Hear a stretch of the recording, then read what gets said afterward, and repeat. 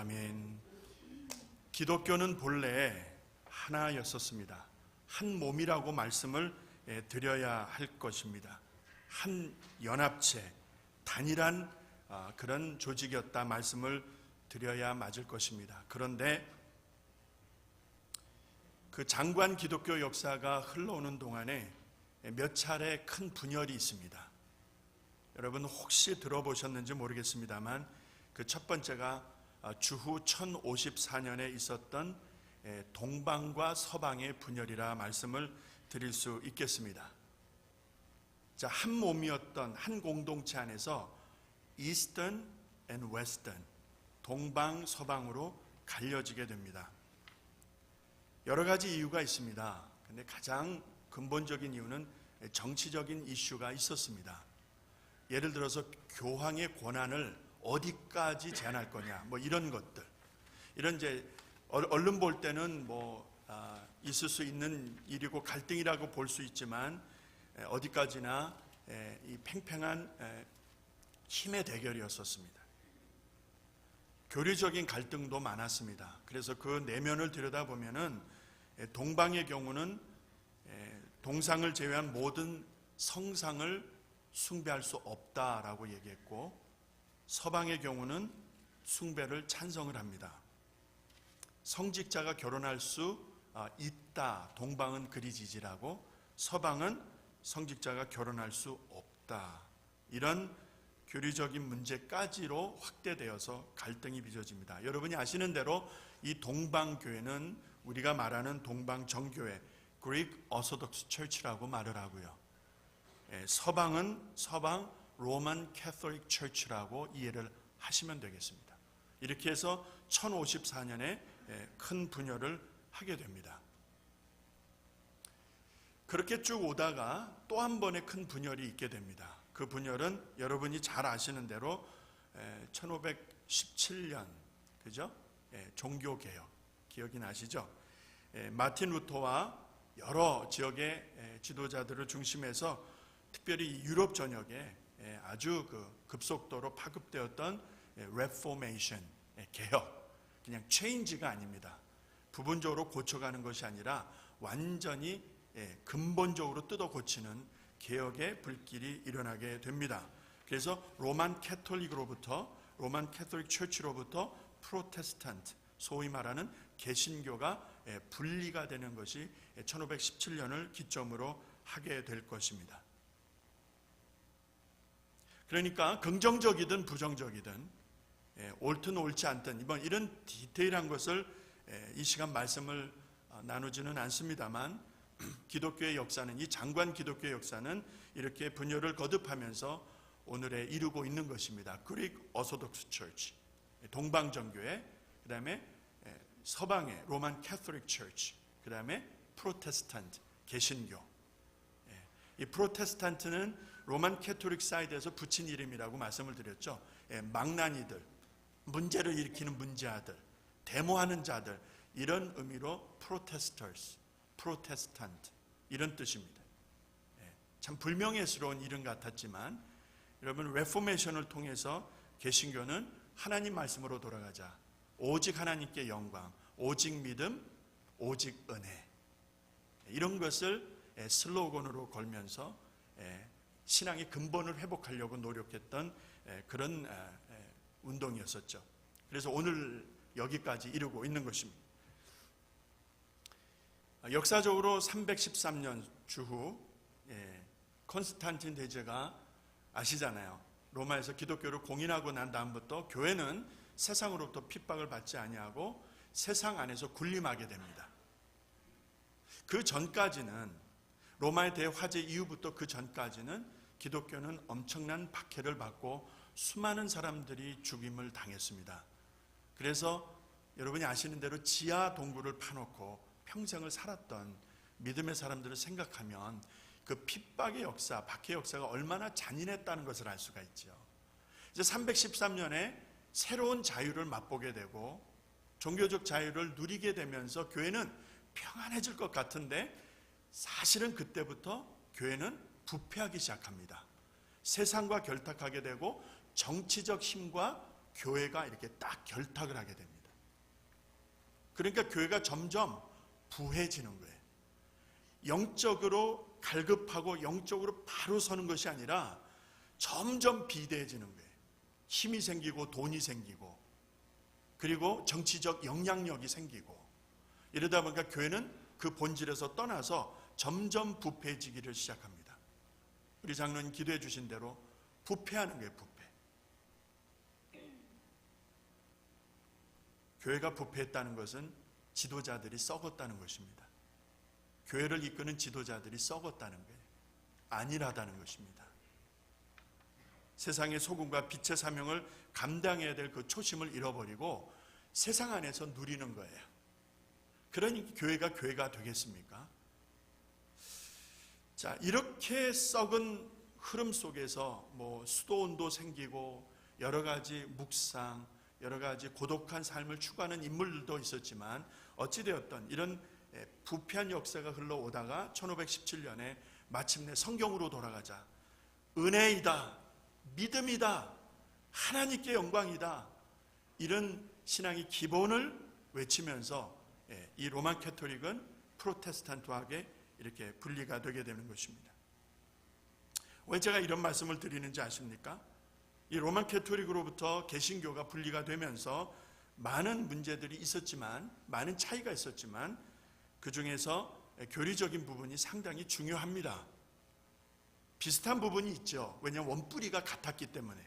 그러나 분리하면서 그 원뿌리가 같으니까 비슷한 것들이 있었지만 근본적으로 성경을 통해서 재조명하면서 새롭게 구성을 하게 됩니다. 이 개신교의 역사는 그래서 레포메이션의 역사입니다. 끊임없는 개혁입니다. 그래서 교회는 끊임없이 개혁되어져야 된다는 거예요. 좋은 전통은 유지하시고 좋은 전통은 킵하셔야 되는 거예요. 그거 다 없애자는 게 아니고요. 아름다운 전통은 잘 보존하셔야 되지만 교회는 끊임없이 개혁되지 않으면 썩는다는 거예요. 이걸 역사를 통해서 배우게 됩니다. 많은 교리적인 차이가 있었지만 그 중에서도 성례, sacrament, 성례, 거룩한 예전이다 이 말이죠. 예식이다 이 말이죠. 이런 부분에 있어서 많은 차이가 생기게 됩니다. 여러분이 아시는 대로 로만 캐토릭에서는 7가지 성례가 있습니다. 성세성사, 우리말로 하자면 세례식이고요. 성체성사, 우리말로 하자면 성찬식이고요. 종부성사, 우리말로 하자면 장례식이고요. 혼배성사, 결혼식이고요. 신품성사, 사제가 서품하는 것입니다. 마치 목사님 안수받고 하나님의 종으로 세움받는 그런 성사이죠. 견진성사, 고백성사 이런 7가지의 성례를 가지고 있다 말씀을 드릴 것입니다. 그러나 개신교, 프로테스탄트들의 입장에서는 우리 예수님께서 직접 관여하셨던 그 일의 근거에서 2가지로 성례를 제안합니다. 그 첫 번째가 세례이고 두 번째가 성만찬입니다. 그래서 baptism and Lord's Supper. 이것을 기독교에서는, 우리 개신교에서는, 우리 교회에서는 성례다라고 말씀을 드리는 것입니다. 그러니까 이를 행하여 나를 기념하라. 세례는 연합의 의미가 있고 성찬은 내가 하나님의 은혜를 알고 하나님 내 안에 주님이 내 안에 내가 주님 안에 있다는 이 사실이 감사해서 떡과 잔을 받으면서 하나님께 감사하는 시간이에요. 그리고 성도가 연합함을 알고 확신하는 시간이 바로 성찬의 의미가 될 것입니다. 자, 그런데 이 성찬에 있어서 논쟁이 심했단 말이에요. 논쟁이. 1517년 종교개혁을 한 그때부터 종교개혁자들, 그 리더들의 마음속에 성찬을 바라보는 시각이 달라요. 근본적으로 로만 캐토릭은 여러분이 아시는 대로 화채설을 주장합니다. 지금 내가 떡과 잔을 받는데 이것이 예수님의 몸이고 예수님의 살이고 예수님의 피라는 거예요. 시간이 지나도 예수님의 피고 예수님의 살이라는 것입니다. 우리 개신교는 그것을 인정하지 않지만 이따 제가 끝부분에서 말씀드리겠지만 진짜 예수님의 피고 살이기 때문에 그들이 얼마나 경건한 마음으로 임할까, 그 부분은 굉장히 저는 미스합니다. 배우자는 거예요. 우리에게 없는 아름다움이 있으면 배우자는 것이죠. 루터라는 사람, 마틴 루터라는 사람은 좀 어려운 단어로 공제설이라 이렇게 했는데, 성찬식을 할 때 성찬에 사용되는 떡과 포도주는 그 본질은 변하지 않지만 우리가 성찬식을 할 때 이 성찬의 떡과 잔 안에 떡과 잔과 함께 하나님이 임재하신다라고 하는 그런 주장을 합니다. 그 말이 그 말 같고 그 말이 그 말 같은데 가만히 묵상해 보면 사뭇 다릅니다. 스위스의 쯔빙글이라고 하는 사람이 있었습니다. 그 사람은 기념설입니다. 이 사람은 고린도전서 11장을 근거로 해서 예수님의 살과 피를 기념하는 것은 그 이상의 의미와 그 이하의 의미가 없다는 거예요. 그러니까 기념한다라는 게 remember 한다는 거예요. 그러니까 아무것도 아니다라는 것이죠. 뭐 아무것도 아니다라는 말이 이거를 뭐 평가절하한다는 것이 아니라 그냥 떡이고 잔이다라는 것이죠. 포도주라는 것이죠. 그러나 이걸 통해서 기념한다라는 의미를 그는 부여합니다. 또 한 사람, 장로교의 어떤 그 거봉이라고 할 수 있는 이 칼뱅이라고 그러죠. 이 칼빈의 입장에서는 영적 임재에 대한 것을 더 강조합니다. 그러니까 성만찬이 행해지는 그 현장에 하나님의 말씀이 선포되어집니다. 그리고 성령님이 역사하십니다. 자, 우리가 포도주와 떡을 받지만, 떡과 포도주를 받지만 떡과 포도주를 받음으로 해서 내가 변하는 것이 아니라 떡과 포도주를 받지만 하나님의 말씀이 임하시고 성령님이 은혜 주시니까 그 떡과 잔을 받으면서 내가 하나님의 임재 안에 들어가게 되는, 하나님의 놀라운 축복을 누리게 되는, 하나님의 어떤 영적인 축복, 영적인 은혜, 영적인 임재, 이런 것을 캘빈은 더 강조합니다. 쯔빙글리하고는 사뭇 다르죠. 우리는 기억하자라는 취지고 캘빈은 여기에 영적인 의미, 하나님의 말씀의 은혜 역사, 이거를 집어넣는 거예요. 그래서 지도자들이 이렇게 여러 가지 다른 의견을 내놓게 됩니다. 그래서 거기에 따르는 무리들이 다 그걸 지지하게 되는데, 전통적으로 일반적으로 장로교는 마지막 네 번째 캘빈의 노선에 있다, 이렇게 말씀을 드리고 싶습니다. 그러면 오늘 우리가 성찬에 임하는 이 자리가 얼마나 경건하고 얼마나 중요하고 얼마나 좋은 자리인지 여러분 이제 아시겠죠? 감을 잡으시겠죠? 이 자리는요, 하나님의 말씀이 있고 성령님이 역사하심으로 떡과 잔을 받음으로 하나님이 나를 위해서, 우리를 위해서 희생하신 그 희생의 놀라운 은혜를 다시 한번 마음에 깊이 느끼게 되고, 그래서 좋고 감사해서 기뻐하는, 감사하는 그런 시간이다, 이 말입니다. 그러니 함부로 받을 수 있어요? 다른 사람을 미워하면서 이것을 받을 수 있느냐, 이 말이에요. 예수 믿지도 않으면서 함부로 받을 수 있느냐는 거예요. 그렇죠. 고린도전서 11장에 보게 되면 이런 말씀이 나와요. 그냥 들어보세요. 오늘 스크린에 안 나옵니다. 주께서 잡히시던 밤에 떡을 가지사 축사하시고 떼어 가라사대 이것을 너희를 위하여 주는 내 몸이니, 위하는 내 몸이니 이것을 향하여 나를 기념하라. 예수님이 잡히시던 날 밤에 만찬을 가진 자리에서, 오늘 본문에도 자세하게 나와 있습니다만, 떡을 가지고 주시는 거예요.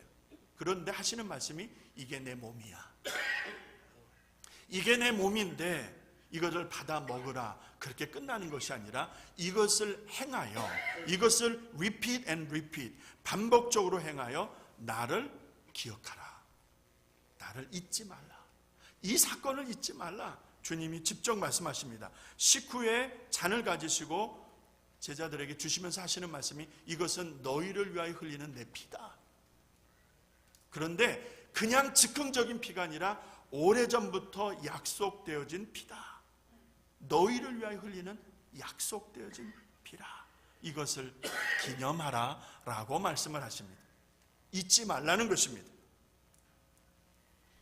오늘 우리가 읽은 본문 말씀이죠. 누가복음 22장에는요 아주 기막힌 내용과 믹스가 되어 있는데, 우리 주님께서 이 성찬의 의미, 떡과 잔을 나누시는 그 분위기에서 제자들이 어떤 자리로 그 자리를 망치고 있었는지 아십니까? 제자들 사이에서는 누가 더 크냐라는 문제가 발생을 합니다. 야, 인마 그래도 내가 직계야, 너는 비주류지, 나는 주류야. 무슨 말씀인지 아시겠죠? 제자들 사이에 예수님을 두고 내가 먼저, 내가 더 사랑을 받는 자이고 내가 더 인정받는 자이고 너는 내 다음이지. 그래도 찬물이 위아래가 있잖아. 너는 나보다 나중에 왔잖아. 예를 들자면 차등을 두는 것입니다. 저들 안에 누가 더 높느냐, 누가 더 귀하냐, 누가 더 주님의 오른팔이냐, 소위 말하는 다툼이 일어나고 있었다는 거예요. 우리 주님께서는 이 성찬의 의미를 강조하면서 그 의미를 다시 한번 제자들에게 일깨워 주시면서 당신이 걸어가실 십자가의 길에 대한 그 번민이 있잖아요. 마음의 아픔이 있으시잖아요. 근데 제자들은 싸우고 있었다 이 말입니다. 이게 우연입니까? 이것이 오늘 교회를 진단하고 있는 하나님의 말씀이에요. 오늘 이 시대를 조명하고 있는 하나님의 음성인 줄로 믿습니다. 하나님은 피 흘리시는데 제자들은 싸우고 있었다는 거예요. 이 통탄할 일이죠. 오늘 말씀을 보시게 되면 때는 주님이 잡히시던 날 밤이에요. 바로 그날 밤입니다. 장소는 그 만찬을 나누는 조그마한 방이었죠. 그냥 밥 먹는 자리, 식사하는 자리였었습니다. 이렇게 식사하는 자리에서 주님께서 떡을 가지시고 앞서 말씀드린 대로 감사하시고 제자들에게 주셨던 거예요. 그리고 잔도 그리 주셨던 거예요. 그 떡과 잔을 저들에게 주시면서 주님이 당부하시는 것은 remember라는 것입니다. 기억하라. 잊지 말고 꼭 기억하라 라는 말씀이셨습니다. 그러니까 우리가 성찬에 참여할 때에 우리 주님의 마음을 느끼려고 몸부림쳐야 되는 거예요. 주님, 처음에 이 자리를 제자들과 함께 가지셨을 때에 오고 오는 세대를 바라보면서 사람들을 생각할 때 이 일을 향하여 기념하면서 나를 잊지 않도록 주님 당부하셨는데 우리가 지금 그 성찬에 참여하고 있습니다. 주님 그 마음을 우리 안에 담아주시오. 여러분 성찬에 참여하실 때 무슨 기도하십니까? 주님 그 옛날에 제자들과 가지셨던 그 성찬, 그 만찬에 주님이 가지셨던 그 안타까운 마음, 제자들이 싸우면서 서로 키재기했던 그런 무지한 제자들, 무기력하고 무능력한 제자들을 바라보시면서 탓하지 아니하시지만 얼마나 주님 마음이 아프셨을까? 주님 그 마음을 내가 내 마음에 담을 수 있기를 원합니다. 돌아보면 죄인의 괴수고 사도 바울이 한 이야기가 아니고요. 진짜 우리 각자 한 사람이 내가 죄인이고 죄인 중에 괴수다라고 말을 해야 하지 않습니까? 그렇잖아요. 우리에게 의가 있으면 얼마나 있고 우리에게 선이 있으면 얼마나 있습니까? 내게 선이 있다 한들 내게 의가 있다 한들 자랑할 만합니까? 여러분 냉정하게 평가하시기 바랍니다. 자랑할 만하다면 할렐루야 감사한 일이죠. 주님의 은혜라 믿습니다. 그러나 솔직하게 저를 포함해서 우리가 자랑할 만한 그런 것이 못되다라는 것을 내가 알고 우리가 압니다. 우리의 선이 우리의 의가 뭐 그리 자랑할 만합니까? 그러면 사도 바울이 말했던 대로 죄인 중에 괴수가 내가 아니겠습니까? 우리가 아니겠습니까? 그런 자들이 성찬에 참여할 수 있다는 것만으로도 은혜 중에 은혜가 아니겠습니까?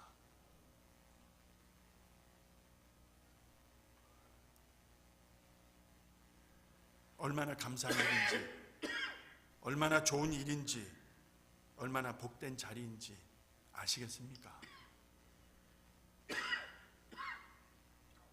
여러분 교회의 3대 요소가 뭔지 아세요? 교회를 교회되게 하는 3대 요소가 뭔지 아십니까? 이 세 가지 빠지면 교회 아니요. 아셔야 됩니다. 교회는 건물을 얘기하는 것이 아닙니다. 이 교회당은 하나님이 계시니까 성전이에요. 하나님이 계시지 않으면 이거는 그냥 당, 건물이다 이 말입니다. 건물이 우상이 되니까 하나님께서 바벨론에 말고발에 두셔버리잖아요. 교회가 무엇입니까? 하나님이 함께 하시는 믿음의 공동체, 그 교회가 뭐냐는 거예요. 교회를 교회되게 하는 3대 요소가 뭔지 아십니까? 첫 번째가 하나님의 말씀 선포입니다. 그래서 말씀이 있어야 되는 거예요. 두 번째가 뭔지 아십니까? Sacrament, 성례전입니다. 그래서 성도들이 모일 때마다 주님의 살과 피를 받으면서 떡과 잔을 받으면서 주님의 은혜를 기억하고 감사하고 연합의 의미를 되새기는 거예요. 그것이 성례전의 의미이죠. 마지막이 뭔지 아십니까? 권징입니다. 권징. 권하고 징계하는 것입니다. 권면하고 세우고 징계하고, 이 기능이 교회 3대 요소입니다. 어느 것 하나도 빠질 수 없는 것이고 약화돼서는 안 되는 것입니다. 이 세 가지가 어우러질 때에 교회다운 교회가 되는 것입니다.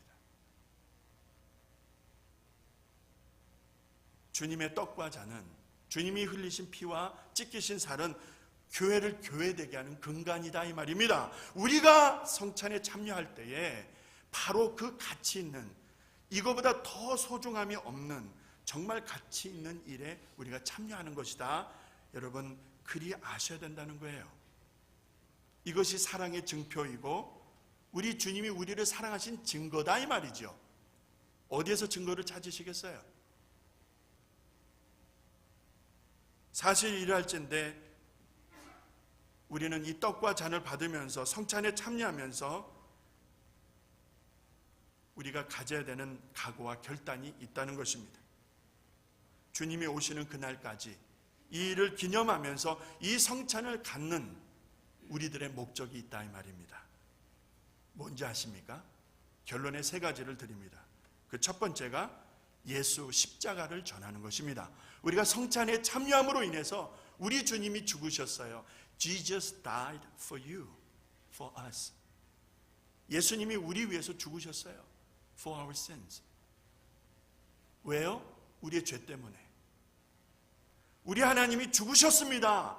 그것을 전하는 방편이다 이 말이에요. 예수 고난, 예수 십자가, 그 의미를 되새기는 자리다 이 말입니다. 세상 죄를 지고 가는 하나님의 어린 양이라고 세례 요한이 그랬죠? 맞습니다. 그 말이 맞는 거예요. 하나님과 내 사이에 있었던 그 죄 문제를 한 방에 날려버리시기 위해서 고난의 길을 걸어가신 그 속죄 죄물을 잊지 않는 것, 그것이 성찬의 참여의 의미라 이 말입니다. 내가 나 된 것을, 우리가 우리 된 것을 하나님 앞에 감사하면서 참여하는 것이 바로 성찬이다 이 말이죠. 믿음이 없이는 참여할 수가 없다 이 말입니다. 믿지 않으면은 참여해서도 안 된다 이 말이죠. 왜요? 하나님 앞에 내 스스로에게 죄를 범하는 것이기 때문에.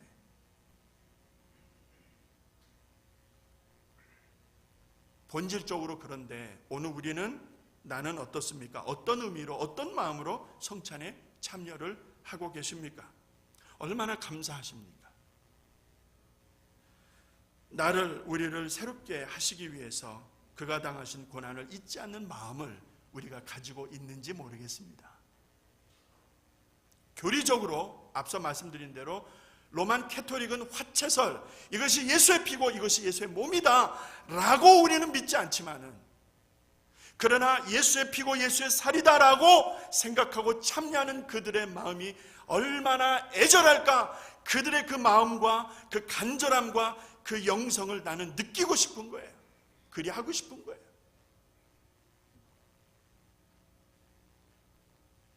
회개 없이 그 길을, 그 자리를 갈 수 있겠는가? 회개하는 마음 없이 내가 떡과 잔을 받을 수 있겠는가? 생각을 해봅니다. 그래서 제가 성찬을 바로 시작하기 전에 꼭 드리는 말씀, 세례를 받지 않았거나 마음에 꺼리낌 있는 분들은 받지 않기를 권면합니다. 제가 꼭 말씀을 드리죠. 왜? 하나님을 욕보이는 거고 내 스스로에게 죄를 짓는 것입니다. 성찬은 그렇게 만만한 것이 아니거든요. 두 번째는 생명의 역사를 확신하고 감사하는 시간입니다. Celebration. 이 개신교는요, 주님의 부활의 포커스가 맞춰져 있기 때문에 십자가만 자꾸 생각하시면 안 되고요. 십자가를 강조하되 십자가는 반드시 어느 시점에서 끊어지게 되어 있습니다. 그것이 바로 부활의 아침입니다. 부활이 예수 그리스도의 우리가 주의를 지키는 그 핵심에, 초점에 있다는 것을 아셔야 되는 거예요. 여러분, 그래서 이 개신교는 예배는 이것이 하나의 축제로 드려졌다는 걸 아십니까? 셀러브레이션이에요. Jesus is alive. 예수님 다시 살아나셨어. 예수님 다시 사셨어. 그래서 살아나신 그분을 기뻐하고 서로 기뻐하는 축제의 분위기, 이것이 예배였습니다. 성찬을 통해서 하나님이 내 안에 계시고 내가 하나님 안에 있다는 이 사실을 재확인함으로 나의 수고로 나의 노력으로 얻은 생명이 아니라고 하는 교만함을 떨쳐버리고 내가 아직 죄인 되었을 때 십자가에서 죽으신 그 하나님의 은혜와 사랑을 감사하면서 기쁨으로 나가는 자리, 바로 성찬이다 이 말이죠. 그래서 찬송가에 이런 찬송이 있습니다.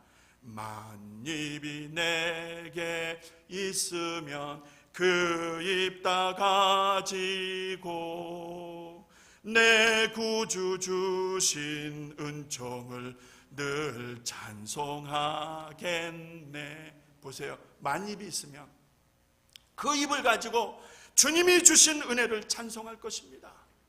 할렐루야. 예.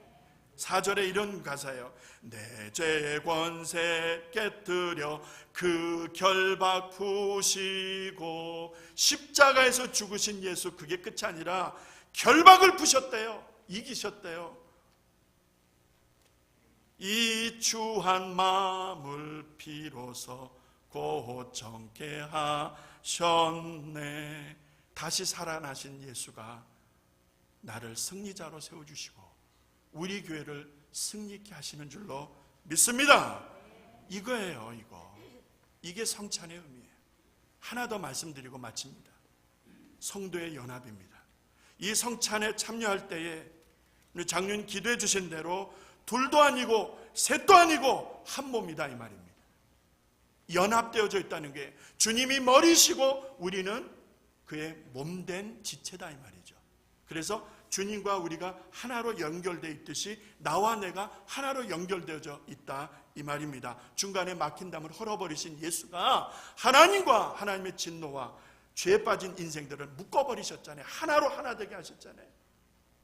그리고 너와 내가 전라도와 경상도와 북한과 남한과 흑인과 백인과 잘 사는 사람과 못 사는 사람과 건강한 사람과 건강하지 못한 사람과 남녀노소 빈부귀천 막론하고 하나님은 하나로 묶어버리셨다 이 말이요. 성찬에 참여할 때에 우리는 한 지체이다. 우리는 한 몸이다. 둘도 셋도 아니고 한 몸이다. 이 사실을 우리는 기억하며 알며 확신하며 고백하며 성찬에 참여할 때에 여러분, 이것이 말 그대로 sacrament, 거룩한 예전, 성례가 되리라 믿습니다. 예. 우리는 한 몸 맞습니까? 우리는 진짜 한 몸을 이루고 있습니까? 한 지체 맞습니까? 잠시 후에 우리는 성찬에 참여하게 됩니다. 하나님, 부족하지만 한 지체를 이루어가게 하심을 감사드립니다. 한 몸을 이루어갈 수 있도록 기회를 주시고 시간을 주시고 우리를 그렇게 믿어주시는 하나님 감사합니다. 그 마음을 가지고 참여하실 때 하나님의 놀라운 은혜가 우리 성도님들에게 임하게 될 줄로 믿습니다. 기도하겠습니다. 아버지 하나님,